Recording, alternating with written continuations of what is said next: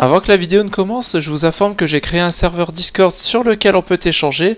Vous pouvez également ouvrir un ticket. Si vous avez une demande ou un incident lié à l'informatique, je serai ravi de vous aider.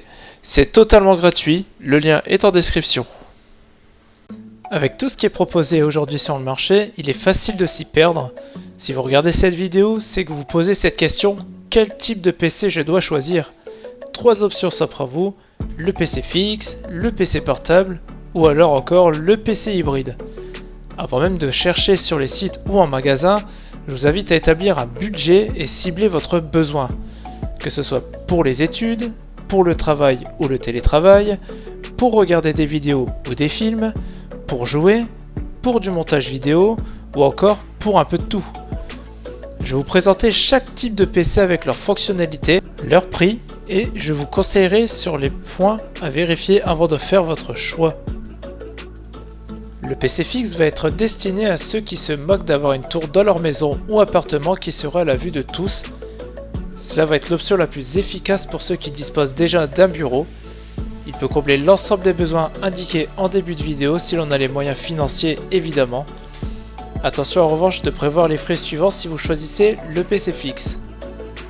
Il faut prévoir le ou les écrans, le clavier, la souris, les enceintes, la webcam, le casque ou les écouteurs ou encore le microphone.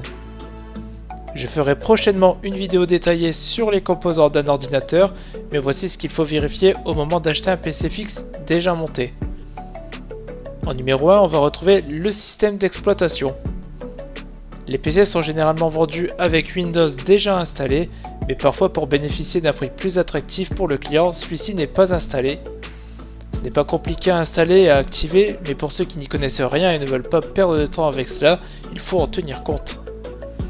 En numéro 2, le processeur. Donc il y a deux écoles, AMD et Intel. Chez AMD, je vous conseille de vous diriger vers les processeurs Ryzen, qui sont intéressants niveau prix. Chez Intel, je vous invite à vous diriger vers les i3, i5, i7 ou encore i9 pour les plus vaillants d'entre vous. En revanche, je vous conseille de fuir si le PC que vous voyez dispose d'un processeur Intel Celeron. Ce sont des processeurs bas de gamme. En numéro 3, la RAM. Je ne vous fais pas de dessin, plus vous avez de RAM, moins votre PC va ramer. Non, plus sérieusement, pour faire tourner Windows, vous aurez besoin d'au moins 4 Go de RAM. Le top est 8 Go pour de la bureautique et 16 Go pour les jeux vidéo. En numéro 4, la carte graphique. Son but principal est d'afficher les éléments graphiques sur un écran. Si vous cherchez un PC uniquement pour de la bureautique, ne prêtez pas attention à celle-ci. En revanche, si vous cherchez un PC pour jouer ou faire du montage vidéo, je vous invite à vous renseigner avant de choisir votre unité centrale. Et enfin, le disque dur. On en trouve de toute taille, mais gare à vous, beaucoup de PC sont vendus avec moins de 100 Go de stockage. Autant vous dire qu'aujourd'hui, rien qu'avec des photos de vacances et quelques vidéos, celui-ci sera vite rempli. Il existe deux types de stockage, le disque dur et le SSD. Le disque dur est moins cher mais plus lent que le SSD, mais le SSD va démarrer Windows et les logiciels plus rapidement. Vous pouvez également acheter les composants un à un vous-même pour ensuite monter l'unité centrale de votre côté ou chez un professionnel. En moyenne, le montage vous coûtera 50 €. Cette option est moins coûteuse et vous pouvez choisir des composants de meilleure qualité, mais il va falloir vous renseigner sur chaque composant du PC avant d'acheter. Un peu comme le PC fixe, le PC portable peut être capable de faire de la bureautique, jouer aux jeux ou encore faire du montage vidéo. Celui-ci en revanche aura un écran plus petit que le PC fixe et chauffera beaucoup plus. Les composants étant plus petits, le PC portable vous reviendra plus cher qu'un PC fixe. L'avantage par rapport au PC fixe est qu'il n'y a pas besoin de penser aux frais à prévoir. Pour les composants à vérifier, la liste est la même que pour les PC fixes. Je vous l'affiche à nouveau, je vous laisse mettre sur pause si besoin. Les Chromebooks, ce sont des PC destinés aux étudiants qui ont un budget serré. Ils sont physiquement comme un PC portable classique, mais ils fonctionnent avec le système d'exploitation de Google qui est Chrome OS, ce qui signifie que les programmes de Windows ne fonctionnent pas sur ces appareils. Vous pourrez simplement aller sur internet, regarder des films ou jouer à des jeux depuis le store. Attention car le stockage de ces PC dépasse rarement les 60 Go, l'intérêt étant de tout stocker sur Google Drive. On arrive aux PC hybrides qui sont des PC qui peuvent se transformer en tablettes.